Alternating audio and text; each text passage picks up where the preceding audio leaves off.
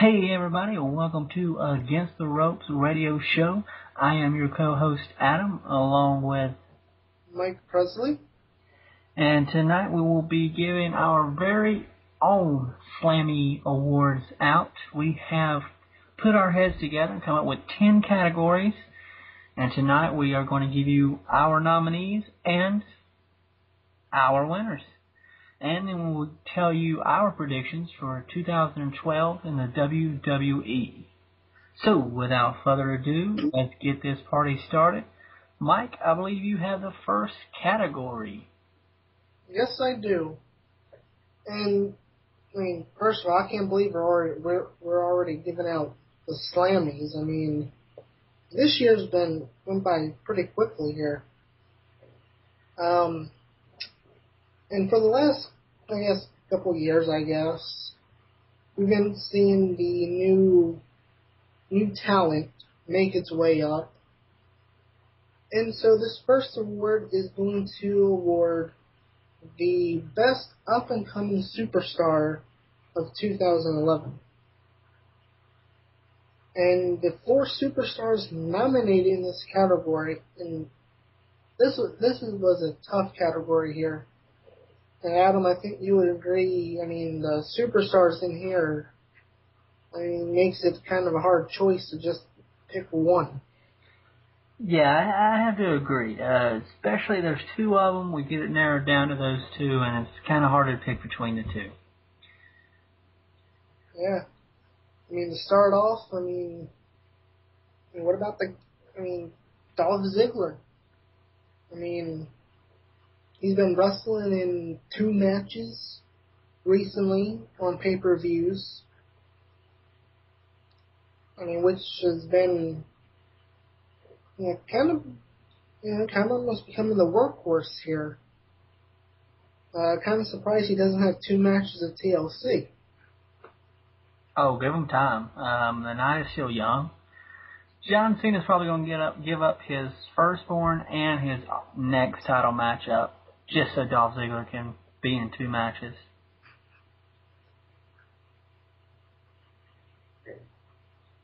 Yeah, probably. Who knows? He might give up his WrestleMania match with The Rock. Well, if the WWE Universe keeps getting to John Cena and Roddy Piper just keeps slapping him, yeah, he probably will. You know it. Woo, woo, woo. Good lead in there. You're welcome. That is the next superstar on this list. And for somebody who pretty much, last couple years was only seen on Superstars, in which I don't even think they do that show anymore. I think they do it online, but yes, you can watch it on WWE.com and YouTube. Which is funny because he's also on YouTube. Yes, that's I guess there's an ironic thing about it here. Zack Ryder, he was always on Superstars. And then he went and made his own YouTube show. And now Superstars can be seen on YouTube now. And now it's all paid off for him. 42, 43 some episodes later of Z True Long Island Story, he's got himself a United States title match. All, and like you said, all because of John Cena. Which is pretty, yes, if I can put it.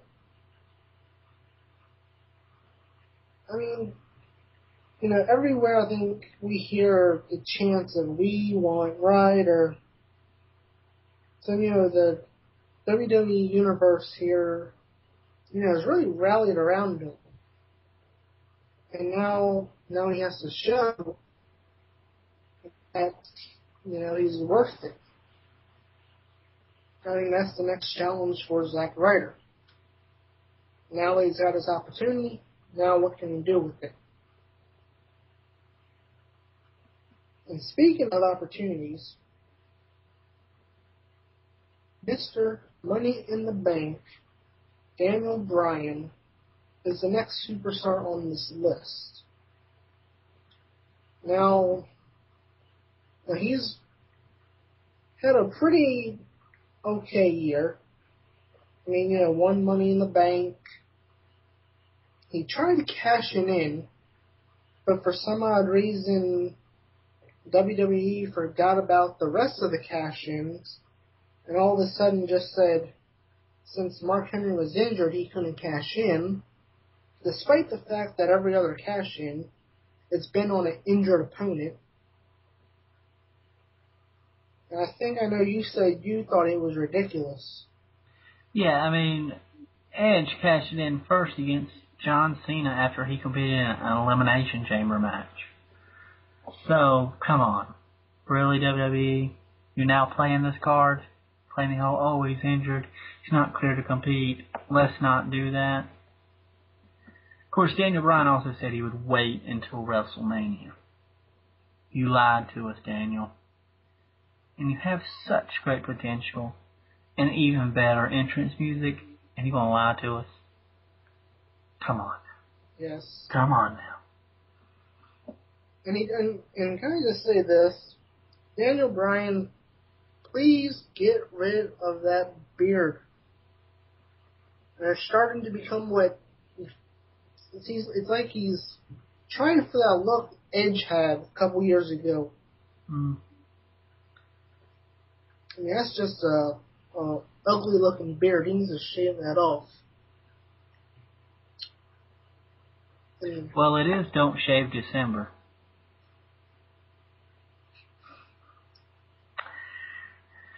Don't shoot the messenger. It is. I'm sorry. He'll learn. I think he said he'll keep it until he cashes in and becomes world champion. So if that's the case, that thing is going to be very, very long by the time we get to WrestleMania. Yeah. And somebody that doesn't have a beard, and the last superstar on this list doesn't have a beard, but he is dashing, and that is Cody Rhodes, the current Intercontinental Champion. I mean, he's had a great year, too. I mean, defeating the little feud he had with Rey Mysterio at the beginning of the year. I mean, even winning at WrestleMania. I mean, that was a huge win over Rey Mysterio. And it was a great match. One of the best of the night. Yes. And then, he recently had a mini feud with Randy Orton, which was great. And now he's getting ready to feud with Booker T here. Yeah, and they're saying that their matches at the live events and whatnot have been great. So, the potential is there for Mr. Cody Rhodes. And I think the rumor was at the time of WrestleMania that Rey Mysterio actually said that's who he wanted to work with at WrestleMania was Cody Rhodes. So, right. That's it's a good sign. Good sign for Mr. Rhodes. But, unfortunately, only one person in this list can win this award. And as I said, it's pretty tough here to decide on, who rightfully deserves this. And I think everybody on this list here, Ziggler, Rhodes, Bryan, and Ryder, they're all going to be big-time players. Well, at least Daniel, Cody, and Dolph will be main eventers, but I think, Zach will just kind of hang around the mid-card, But I'm going to go with Dolph Ziggler for the award. See, I have to disagree. I'm going to have to go with Zack Ryder for Best Up-and-Coming Superstar. Just because, he literally took the bull by the horns and made himself who he is. You know, WWE didn't push him. You know, he didn't go to Vince and, you know, say, look, I want you to make me a superstar. He went out and he made himself a superstar. He made the WWE Universe chant his name at every single show. And woo, woo, woo, you know it trends regularly on Twitter. Well, WWWY.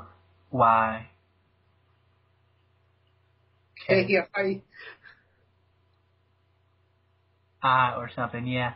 Whatever it is, it trends regularly. So I have to give it to Zack Ryder. You know, I just, you know, like you said earlier, whether, you know, he continues to be successful and, you know, popular is up to him. And, you know, the opportunities he's given. But I'd say best up and coming. I mean, you know, Dolph and Cody has been around a while, and Zack has people chanting his name, you know,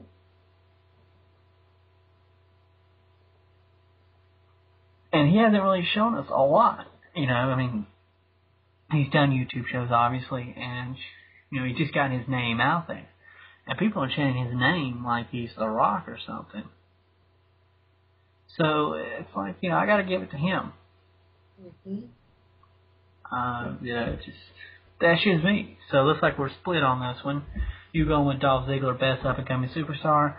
I'm going with Zack Ryder myself. Moving on, we have two categories put into one here. And again, Mike will be breaking it down for us. Mike, next category, please. The best face turn and heel turn of the year. Now, of course, you know, every year, you know, somebody turns face, somebody goes heel, and it works out or it doesn't work out. But there's been a lot that's worked out for the WWE this year. And face turn wise, you know, the three superstars I put in here in this category was Sheamus, Alex Riley, and CM Punk.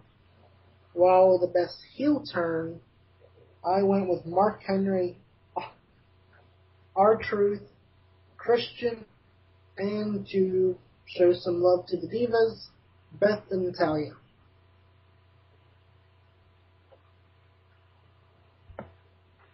Alright, well, looking at best face turn of the year first, Alex Riley, CM Punk, and Sheamus. Mm-hmm.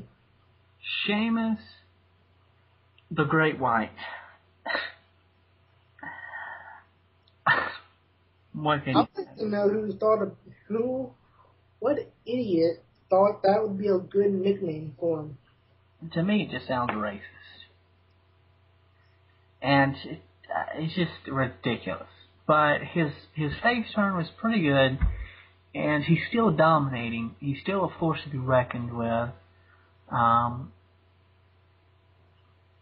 I like him. I think he's got charisma. When he first busted on the scene and beat Cena, I was kind of like, I'm not so sure about this guy. But, you know, pretty good. I don't think he's been, you know, involved in any breaking storylines or, you know, anything spectacular since his face turn. Mm-hmm. Same for Alex Riley. After his battle with The Miz, which was good, I was highly entertained by that, especially just how ferocious he was in, you know, his attack on The Miz, and their fights were really good. Since then, though, of course, I think you said earlier he's injured.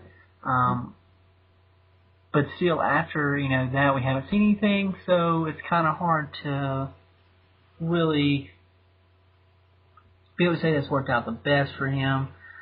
CM Punk, however, while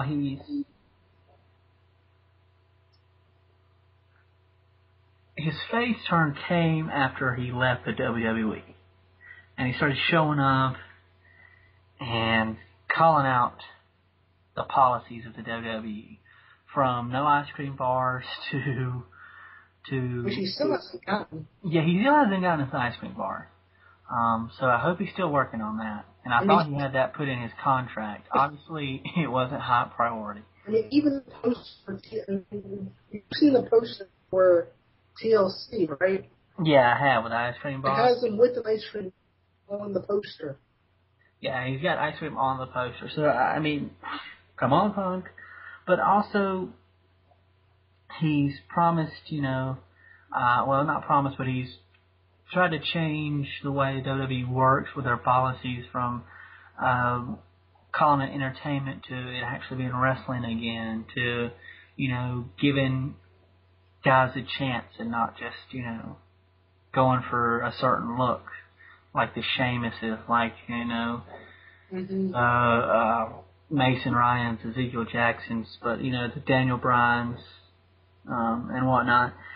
So, but we still haven't seen much change out of that. Not really. But he has been involved in some of the best storylines and had some of the best matches this year, which is why I personally go for CM Punk as the best face turn of 2011. And I'm going to agree with you on that one. Well, we agree on something there. About time. Probably the last time, too. Alright, so next up, the best heel turn. For this one, I chose Mark Henry. Just for the simple fact that, R-Truth and Christian, I know Christian won the world title too. But I just kind of think the whole thing with the Hall of Pain and the whole build-up to the world title run was just great, and I think it really worked out for him, for Mark and the WWE. But I think to be this year's Kane, somebody has been with the company for a while and finally getting a title shot or a title run. I think he's made the most of it. He did better. I think he did better than what Kane did last year. Yeah, I'll give it to him, his whole Hall of Pain thing. You do take Henry a little more seriously than I have in the past, but I still feel that R-Truth was more beneficial to his character. Henry's been around for years. He goes back and forth between lovable to hateable. R-Truth, we see a side of him where, yeah, he's a heel, but we also see a side of him where he's funny, but you still hate him. And he did get a little goofy there for a while, which is where I think the Miz helped balance him out. And that's why I felt R-Truth was probably the best heel turn. And with Mark Henry being a close second. I just felt that R-Truth was different.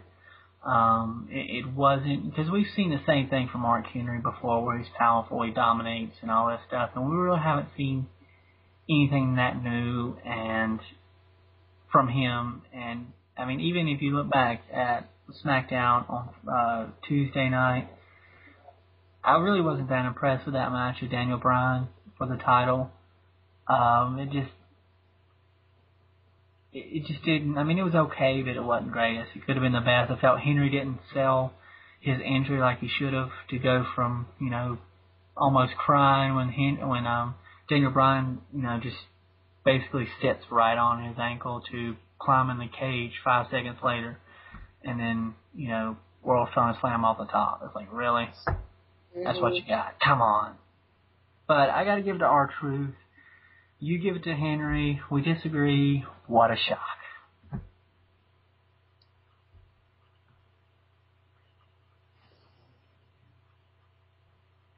You still with me? Yeah, I'm here. Okay. All right, well, let's move on. Now we will get to some categories of mine. We will start off with the comeback of the year. You know what they say in the WWE? Never say never. And we have 4 people who never said never, and they are back in the WWE once again. We will start off with the most recent Mick, Mankind, Cactus Jack, Dude Love, Foley. It's a lot of middle names. He just returned recently, and it's good. As always, good to have him back. He embarrassed John Cena, which that was horrible. That was not the greatest night. But he did pretty good last week on the live SmackDown Holiday Special. I loved how he even admitted that he was trying to make up for it. Yeah. Well, when has his This Is Your Life segment really ever gone well? I mean, let's... The Rock. Speaking of The Rock, made his return, and he even had to come out there and just shut it down. Shut Mick Foley down, rock bottom him, and end in misery for John Cena. Mm-hmm. But The Rock made his return February 14th. What a Valentine's Day gift that was. We didn't see much after that, but he made his return. Finally wrestled at Survivor Series. And next up, the next nominee, garnering probably one of the biggest pops, at least of that night, was Kevin Nash, who now is involved in the storyline and made his debut wrestling this past Monday night. Kevin Nash went against Triple H at TLC, made his debut at the Royal Rumble. Mm-hmm. And final nominee also made his debut at the Royal Rumble, Booker T, who now not only announces, but now he's getting ready to feud with Cody Rhodes, apparently. So, yeah, that's the list. A pretty good amount of good comebacks here. Yeah, it is. You got Mick Foley, The Rock, Kevin Nash, Booker T. Who made the biggest impact? I mean, I'm just looking at this list here. I mean, this was just in 2011. I mean, who knows what they'll have in store for 2012? I think we'll probably agree on this one too. I'm gonna go with The Rock. Yeah, I have to agree with you. Even though he really hasn't, been there as much as Booker T, or maybe, I think Kevin Nash has appeared on Raw more times than The Rock has live. But The Rock has given us a match. He did host WrestleMania. He's been there for a few Raws. I will leave again. Yeah, but come later. Yeah, I mean. But he will give us a match against John Cena at WrestleMania 28. And he has given us some great promos and some good moments with John Cena, and he's made a big impact. I guess you can't expect him to be there every week, even though he says, I'm back for good, I'm never leaving. But hey, let's not get bitter. So it's official. Comeback of the year unanimously goes to The Rock. Oh, and he has the power to, no matter what it is, make the crowd chant whatever comes out of his mouth. Yeah, and then you would have thought Cena's lady parts would ever be chanted in a WWE arena. I mean, well, or trending on Twitter. Yeah, the man's got powers. What can I say? Alrighty, well, we went through that one pretty quickly. Let's keep the pace going. Now this one, I'll admit, was really hard for me since I haven't seen all the pay-per-views. But I kind of look at it from a 10-count pay-per-view perspective in terms of and just being a fan and remembering the build up and like, do I actually want to see this pay-per-view? Right. And there were three that I came up with. The first one, Capital Punishment, which had R-Truth and John Cena main eventing with I think Little Jimmy accompanying him to the ringside. A little joke there. Anyway, CM Punk and Mysterio still in the show, and you had yet another Orton and Christian match. Yep. I think that pay-per-view was mostly built around Barack Obama supporting Capital Punishment, and he probably didn't even know it was happening. To me, that was just okay. Truth and Cena was not the best main event. Punk and Mysterio and Ziggler and Kingston matchups, were probably the best ones of the night. Although Orton and Christian were pretty good too, from what I understand. Next up, we got SummerSlam, which had the worst build-up, I think, ever, especially for a pay-per-view that is supposed to be the number 2 pay-per-view for WWE. Some of the matches were not even added till the week of the pay-per-view, and I think maybe a few were added the night off. And except for the 2 title matches, Orton and Christian, and I think it was, who was it? Cena and Punk, which, obviously is going to be good.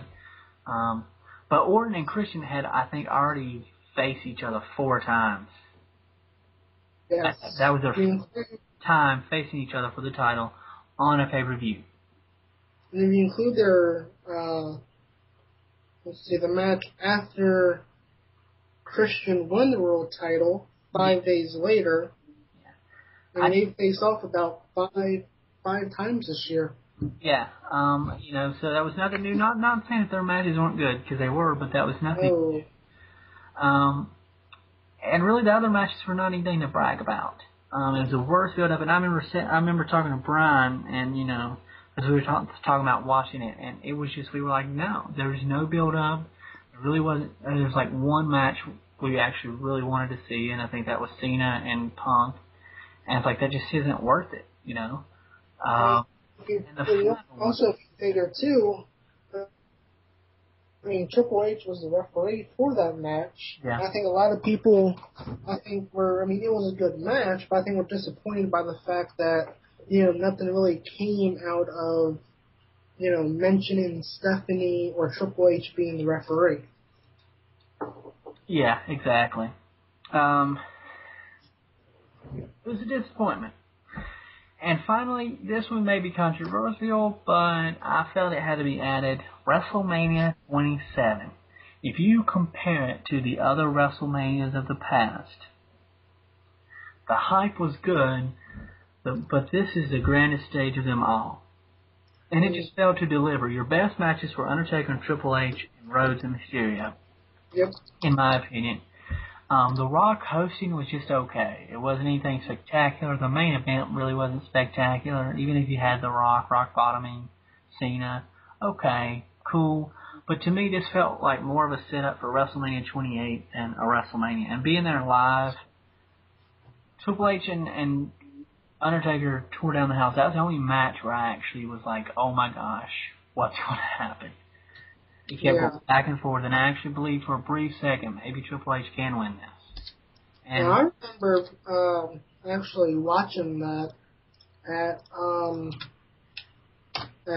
Buffalo Wild Wings. I thought for sure when he tombstoned him, or when Triple H tombstoned the Undertaker, that was it. That the streak was going to be over with. Mm-hmm. And I was stunned when he kicked out. Yeah, me too. That was just a huge match, in my opinion. It takes a lot for me to suspend my disbelief when watching wrestling sometimes, and that match did it for me. But it seems like, I've heard of, I guess a couple, because people say, Undertaker's matches at WrestleMania really have been, I guess, quote unquote, saving the pay-per-view recently. I don't know that I would say that. WrestleMania 24, I also went to that one. That he went against Edge. That was an okay match. That match doesn't stick out to me. Ric Flair and Shawn Michaels and the Money in the Bank matches are my two there. Mm-hmm. And that's one of the other reasons why WrestleMania 27 was a bit disappointing to me. Was it's about your dreams coming true, and they take away Money in the Bank, which Mm-hmm. to me is you get a chance to make your dreams come true anytime. With a briefcase. And it just, to me, the other matches just were okay. They weren't anything special. It wasn't, to me, didn't feel WrestleMania caliber, like they should have been. But it's also WrestleMania. You did have The Rock there. You did have Undertaker and Triple H. You had Rhodes and Mysterio. You had the return of Trish Stratus. You even had Snooker. Mm-hmm. That's why I still had to go with SummerSlam as being the worst pay-per-view, just because the poor build-up. It's supposed to be the second best. I mean, even with WrestleMania's, it wasn't the greatest, but it was still better than SummerSlam, which it should have been. WrestleMania should always be better than any other pay-per-view. Yeah, I mean, I agree. But SummerSlam should always be. I probably WrestleMania. You're going with WrestleMania. Yes. Okay. I can't argue with you there, but I just feel like SummerSlam could have been. I mean, the only match you even cared about was the main event. And I'm used to SummerSlam I remember a couple of SummerSlams ago, Rey Mysterio versus Eddie Guerrero ladder match for the custody of Dominic. And it's like, it was a great match, and that wasn't even the main event, I don't think. So it's like, when you can remember matches that aren't main events, and I don't know, just SummerSlam to me, it should have been much better. The build-up wasn't even good. The matches weren't great. Even WrestleMania 27, the matches were okay. I don't remember ever thinking, oh, this was a ridiculous match. Even Smith did okay. But, alrighty, well, so for that, Mike goes to WrestleMania 27. I say SummerSlam. Let's move on to the next category, which I believe is Mike's category. Mike, what do you got for us?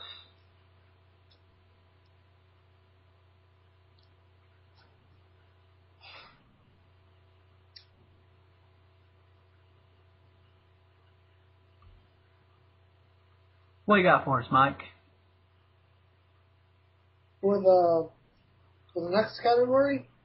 Are you? You're not even paying attention, are you? Yes, I am. Oh, well then why don't you just ask me? The next category, worst storyline. Come on now.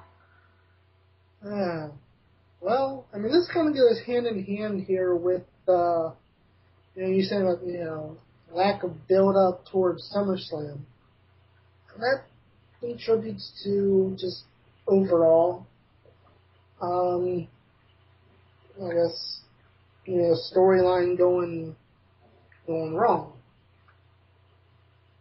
And so, this kind of is like the heel and face here, so we're going to combine this one, the worst and best storylines. And I think we'll probably end up agreeing again, which would be a complete shock. But the first one here, because I'm not even going to say the first one, because I'll give away who I'm going to choose. The whole Sin Cara versus Sin Cara thing really, could have been good, but it didn't really work out the way the WWE had hoped. The original Sin Cara got suspended, and then they brought in another guy to play Sin Cara. And then they did the whole little thing of who's the real Sin Cara, and that really went nowhere. Now I think the original Sin Cara is injured again. And then another storyline that had a ton of promise was the whole walkout. I thought that was brilliant, but they rushed it. I know you said this. I think you said the same thing. You thought it was a little rushed. The whole thing with voter confidence or Triple H, and he didn't really have the job for not too long. And number one, obviously, the commentators.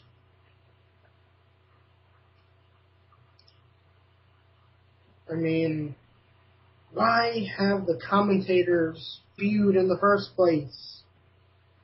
I mean, Adam, do you see any reason why Jerry Lawler, Michael Cole, and Jim Ross should be feuding at all? No, Mike Cole, I know he's just doing what he's told, but when you're taken away from the matches themselves, and just to put yourself over and just become a jerk, and then 5 seconds later go, oh, but seriously, let's get serious now, you're wasting time. You need to be building up these superstars, because people want to buy their merchandise, not Michael Cole's. It was a tremendous waste of time, and I kind of got tired of, Miz and Lawler, and, I have to agree with you. I mean, there's no sense in that. And, yeah, Sin Cara versus Sin Cara, I felt that was a bit rushed. Maybe, and I understand WWE was kind of put in a rough position there, with him being suspended, and then, but I felt like they should have done Sin Cara versus Sin Cara, but they should have waited, I feel, a little while longer, let us kind of get used to the original Sin Cara first, and, but their hand was forced. The walkout was ridiculous and short. I mean, how long did Triple H even have the job? I mean, until there's only maybe a month. And it would have been acceptable if it was just heels, because heels are supposed to whine and complain, and Yes. things don't go their way. But it's also baby faces, going along with it. JR walked out, so it's like, really? But I have to go with the commentators feuding. There is no reason that Michael Cole and Jerry Lawler should take up time doing anything other than putting someone over or telling me what happened earlier that night or calling a match. It's one thing with Booker T where he can actually fight. He's a wrestler. Matt Striker was a wrestler. It's okay, fine. I remember Taz and, I think it was Lawler and maybe JR too got involved in, with each other. But I don't remember being as aggravated at how much time that took and how much that took away from just everything else and how much I really just didn't care. Yeah. And we're still dealing with Cole, and it's like ridiculous. Mm-hmm. That's why I have to say the worst storyline is the commentators feuding. And, I mean, even after WrestleMania, and after even the ridiculous Kiss My Foot match, I mean, they're still going along with this whole thing. I mean, the Mike Cole challenge, really? Yeah, I mean, that wasn't even but a couple of weeks ago. I mean, come on. It's been almost, in April it'll be a year. Come on now. Let's get this over. Let's forget about it. Let's move on. So I'm thinking we both agree commentators feuding was the worst storyline of 2011. Mm-hmm. All right. Moving on. What's our next category?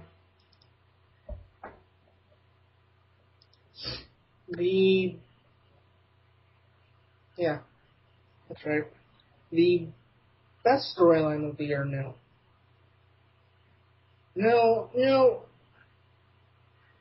when a lot of things go right in the WWE, it's probably because it was actually booked right and not actually rewritten over and over and over again like Raw has been. And, some of the things this year, I think, really, these storylines here really stood out. The first one, I think anything to do with the whole build-up toward WrestleMania 28 with The Rock and Cena. The Survivor Series match, Cena getting rock bottom twice this year. Then from there, Triple H taking over as COO. I guess he's still in control. Laurinaitis is the interim general manager. But we're guessing that Triple H is still the COO. Or at least assuming that. And then the whole conspiracy which led to the walkout. I thought that was great. And then I think I'll just come out and say this is the one that really, the best storyline of the year. The winner, CM Punk leaving the WWE with the WWE title. Everything leading up to Money in the Bank was fantastic. And it really, the only way they could have, the only way that it could have been done right was CM Punk leaving and not John Cena saves the day type of storyline again. And and then the only downfall was that they brought him back too soon, I thought. But I'm gonna go with the whole CM Punk saga that we went through, him the whole contract, and then him coming back. I think I'll agree with you on that, because I felt like the conspiracy was a bit weak. I mean, it was an okay storyline, but I felt it was a bit weak. Triple H as CEO was good, but I felt like they could have went on longer. And the Rock and Cena build-up, it's good, they've had their moments, but like a year-long announcement, they announced a year before it was going to happen. So there's only so much they can do before they're just shoving it down our throats and it's, in our faces all the time. So, yeah, I have to agree with it. CM Punk leaving the WWE with the championship and that whole storyline surrounding it, I think was probably one of the best storylines of the year. The best storyline of the year. Yeah, I don't think, I know we'll get to predictions at the end of the show, but I don't think anything next year could really top the whole CM Punk storyline from this year. It was probably one of the best storylines in the last couple years. Yeah, it has been pretty good. But we'll have to wait and see what Undertaker's involved in for WrestleMania. We'll have to see what this It Begins or whatever it is involves January 2nd. And who knows what else they can come up with. But, that's kind of a bold prediction there.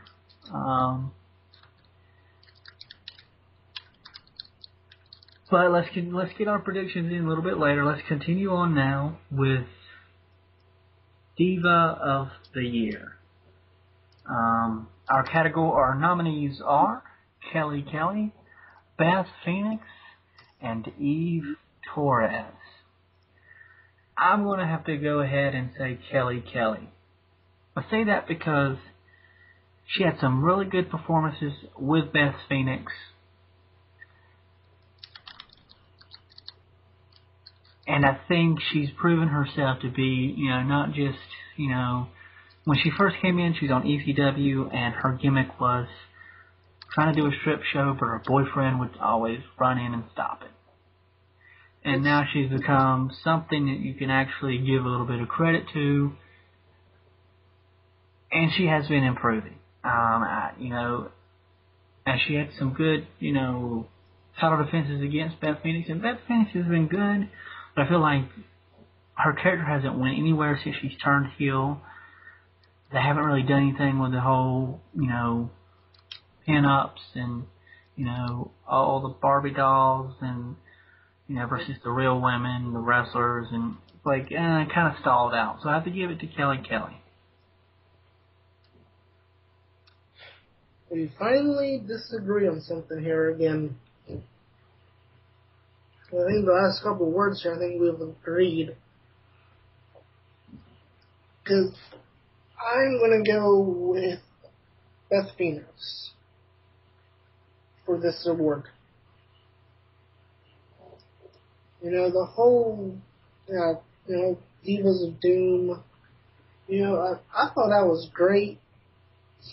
And sometimes I wonder if this was meant for Karma before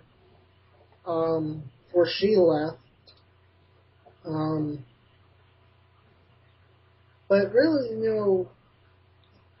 they've done a really great job with it. But now it's just now it's going nowhere right now. So it's just fading out here. Even the little promo that they had got interrupted by whoever's behind It Begins or Look Within. So now it's they're getting away from the Divas of Doom, and now just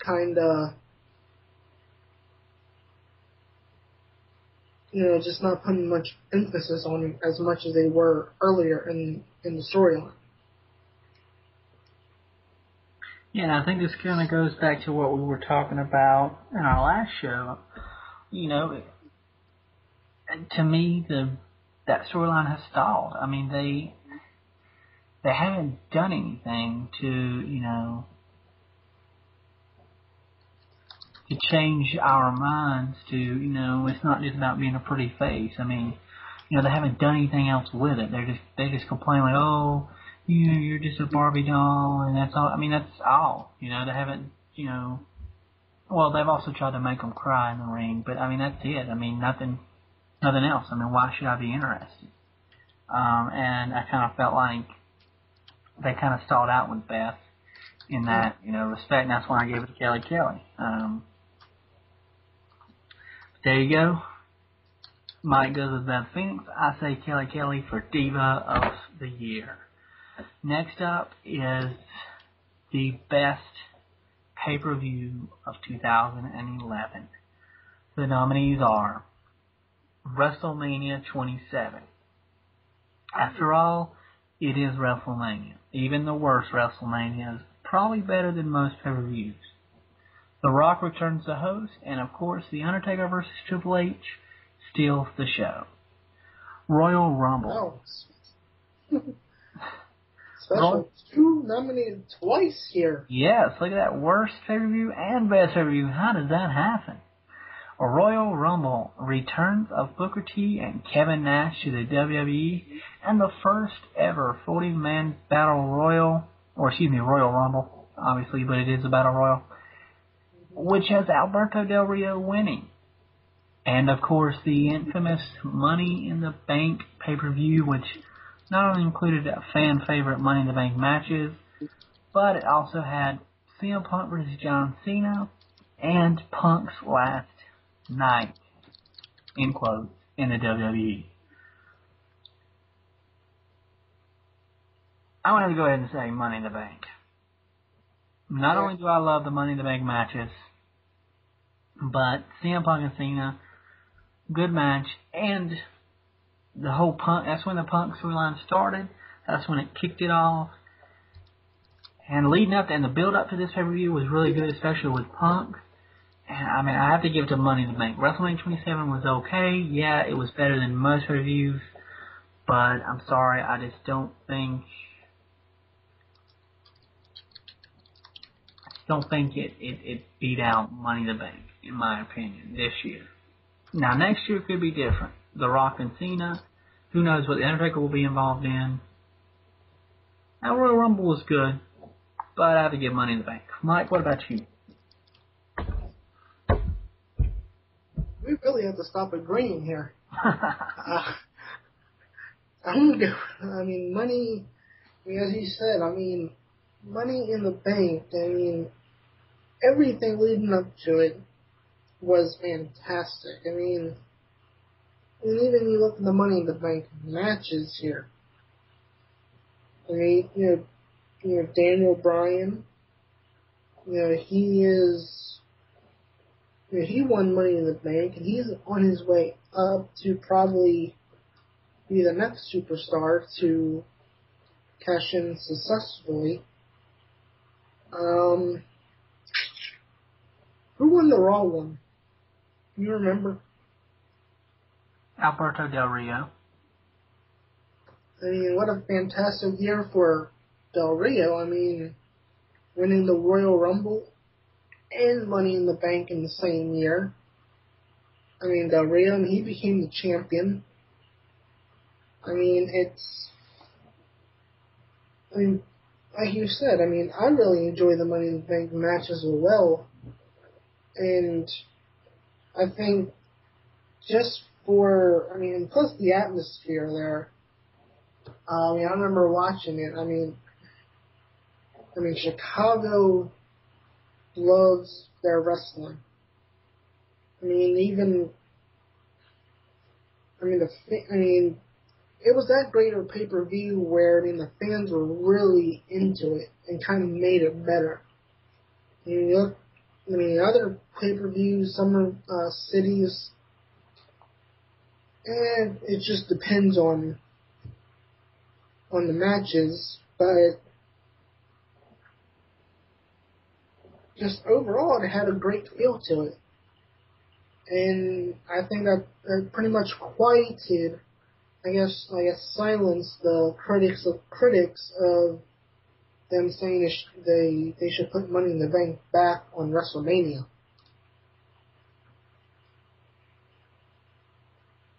Yeah, I kind of would like for that to happen again, but I understand having its own pay-per-view.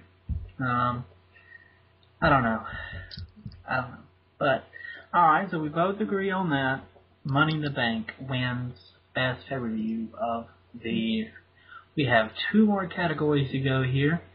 And Mike, the next one is yours, the shocking or surprising moment of the year. Oh, yes. Every year, I think everybody, at some point, pay-per-view, Raw, SmackDown, to quote unquote, you have those, I guess, mark out moments. And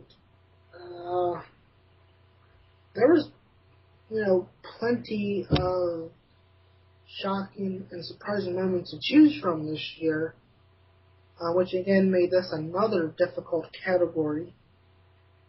Kind of wish they would make it easier on us next year.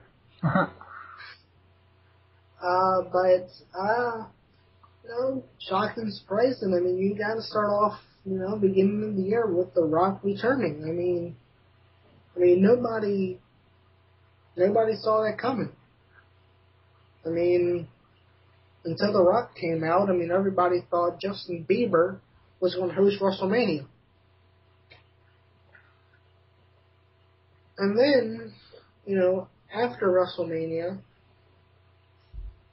and it's unfortunate, that it happens on all sports, but it's unfortunate, when a superstar or an athlete does, I guess, is forced out of their career due to an injury, and Edge, he had to retire due to neck injury, and, you know, I wouldn't expect a comeback anytime soon, as I think Edge did say the doctors, wouldn't clear him to ever wrestle again. And then, of course, the whole thing that even catapulted the kickoff to Money in the Bank was CM Punk costing John Cena a tables match against R-Truth, and then going up to the ramp, getting comfortable like he always does, and kind of as he quoted, breaking the fourth wall. In turn, having Vince cut him off, or cut him off, as he was going too far. And then, of course, I think everybody was surprised and wait for no. And all right, well, we're having some audio issues, so let me finish this for Mike. Basically, CM Punk shooting on the WWE and being frank and debuting his pipe bomb, if you will. Go ahead, talk for me again, Mike, see if we got that audio fixed. And then the last one I had was, Triple H out of nowhere coming back, and Vince was going to fire John Cena, but in turn, Vince was fired, and Triple H was well.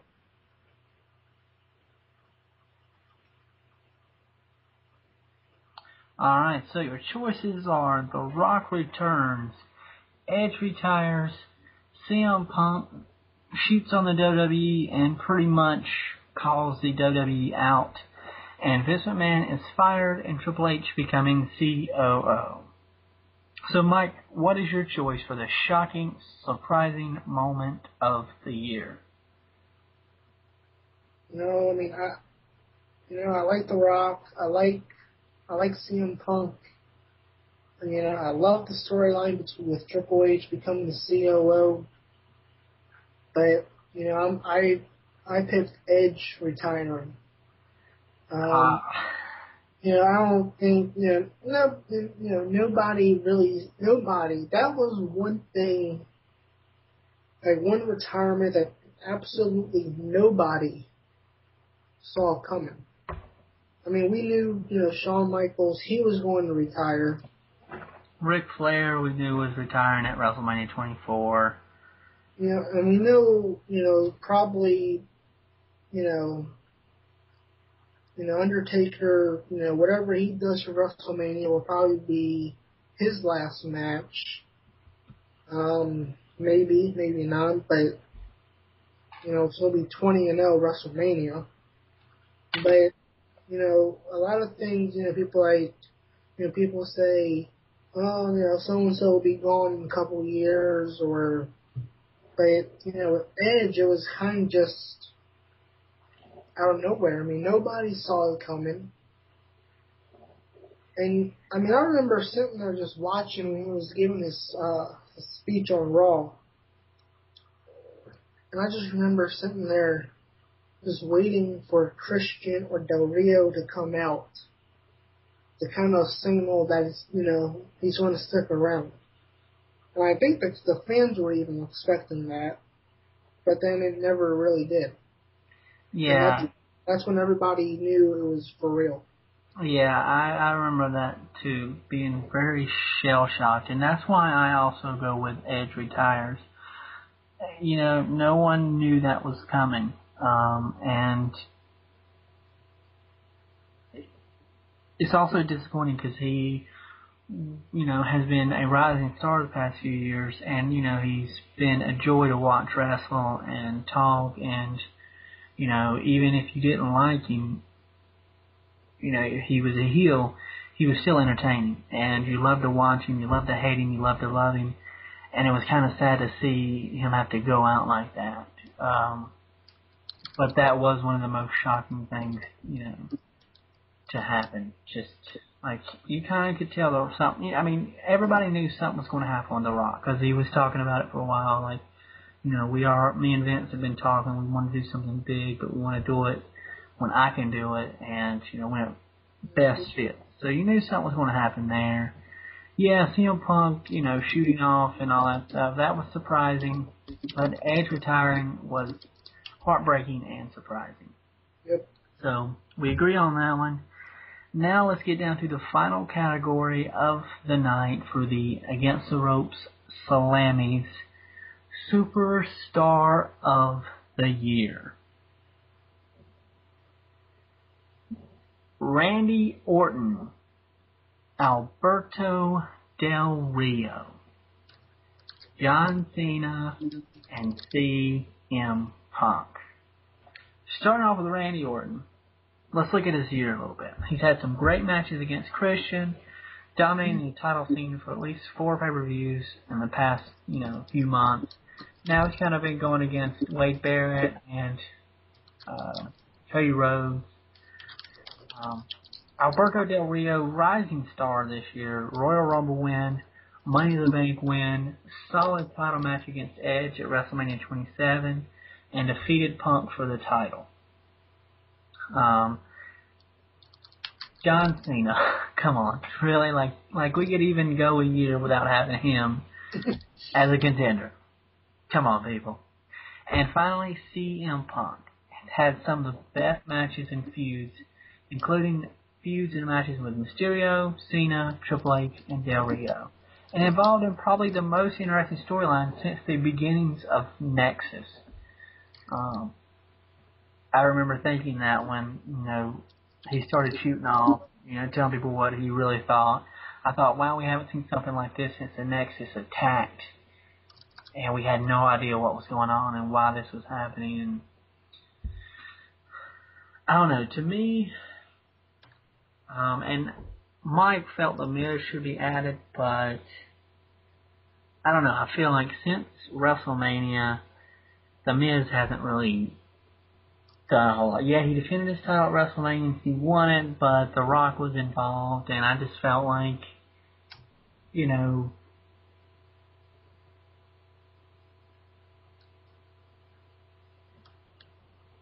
Well, I mean, if you think about it, I mean, he did kind of rebound. I mean, the whole with R-Truth and the...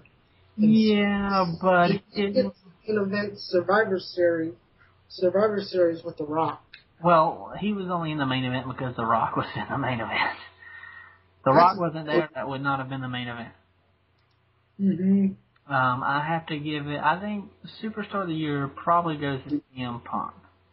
But Del Rio is very close, just because he did win the Royal Rumble, but he lost at WrestleMania.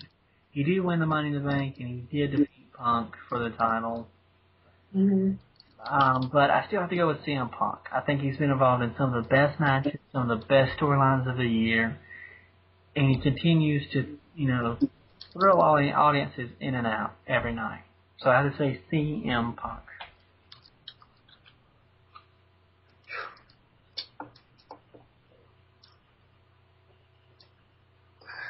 Man. Tell you, man, we keep agreeing on this stuff here. I'm gonna go with CM Punk too. I mean, when you look at it, I mean, if you look, just look back at 2010 here. I mean, all CM Punk did was lose, lose, lose, lose, lose. I mean, 2010 wasn't even a great year for him. Then you skip over 1 year. When you skip forward 1 year and, everything he's accomplished. I mean, that alone should gives him this award. I mean, he went from, always losing, not even being in the title hunt. I mean, having his head shaved to, main eventer, champion, all within 1 year.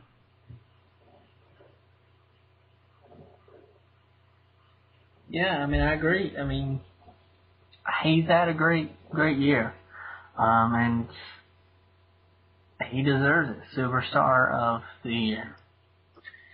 So now, we have a little bit of time left, so we will now give our 2012 predictions.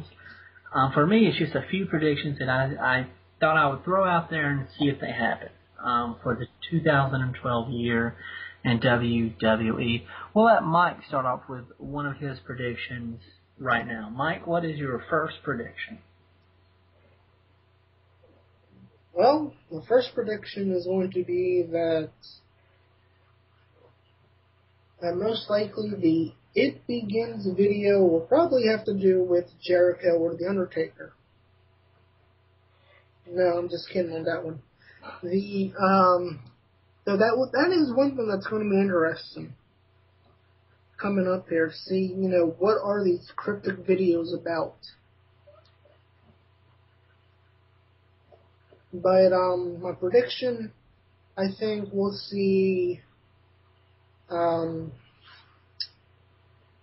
think Dolph Ziggler or Cody Rhodes become WWE or World Champion in 2012. Wow, well, you took one of mine right there. I did predict Dolph Ziggler to be either WWE or World Champion by this time next year. Or WrestleMania, probably. Mm-hmm. Or by WrestleMania next year. Well, then I'll have to go to another one. My prediction is that in the year 2012 in the WWE, Brodus Clay will finally make his return.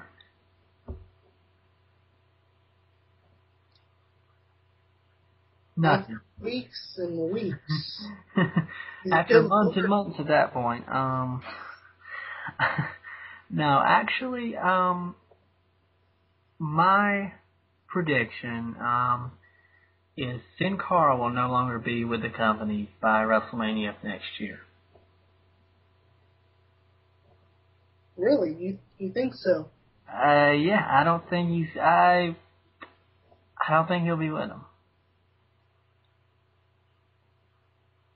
I think all the hype that he garnered, and I mean, not saying he's not good, but comes that with that goodness also comes botches and just issues. And so I think in the long run he will not be with the WWE next year. Well, I guess I know when you'll probably be getting for Christmas. What's that? John Laurinaitis' new Future Endeavor T-shirt, only on PlayStationShop.com. Wow. Just wow. That's probably true. But another prediction here. I'm gonna just gonna throw this out here. I think we'll see. This has to do with a return to the WWE. If you steal mine, I'm going to punch you in your Bieber loving face.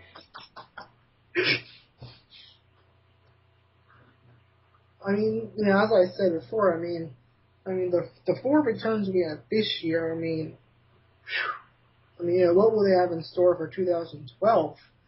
But I'm gonna go that Batista will be back in the WWE. Are you kidding me? Oh, wait a minute. I'm sorry. He's already back. He's just under the name Mason Ryan. I'm sorry. That doesn't count. Is that yours too? Yeah. We should have talked about our predictions before we did the show. Okay, but wait. What does he come back as? Heel or face? What do you think? I think he comes back as face. Does he go back heel? Yeah, he'll go back. Yeah, he'll go back heel, just like Jericho did when he did his return. He come back as a face, but he's best as a heel. And I mean, I don't know if Batista's best as a heel, but people love Batista. I remember, I did a lot of shows. I went to a lot of shows when he was in WWE, and that guy, it just surprised me at how much just love he got from people. I mean, people love that guy. And so when he comes back, he'll definitely be a babyface.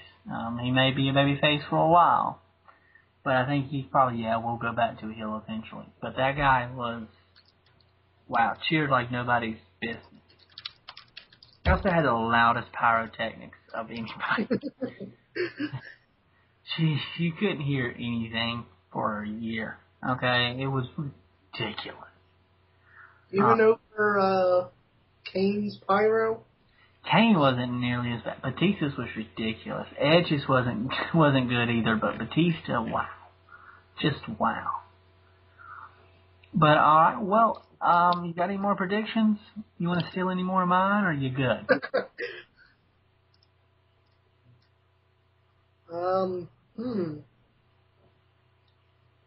I will still be the defending 10-count champion by this time next year. Wow. Really, that's what you're going to do? You're going to brag right now? That's what you're going to... Okay, that's how we're going to do it. All right. 2 times. Back to back.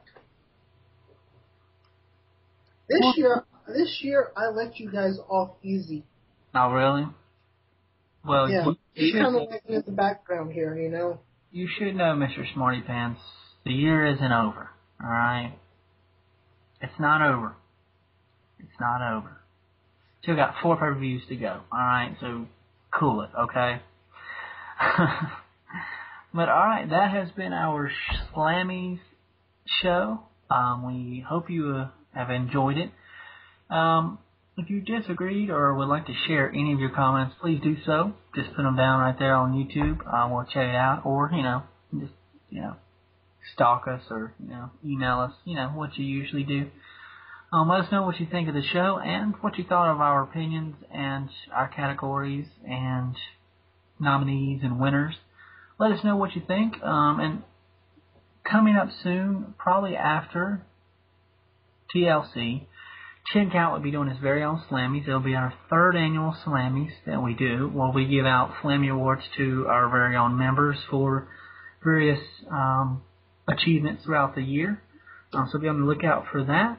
I believe our next review is TLC, so that's December 18th. We got the Slammys this Monday night. You know what, Mike? You know what I say we should do? I say we should do a brief little, maybe 20 or 30 minute show about the Slammys on WWE. I like that idea. Just what we think of them, and our opinions on the winners and the storylines as a result of the winners. So be on the lookout for that too. Maybe that'll be next week or maybe after. We'll see. But until next time, thanks for listening. This has been Against the Ropes Radio Show. Have a great night.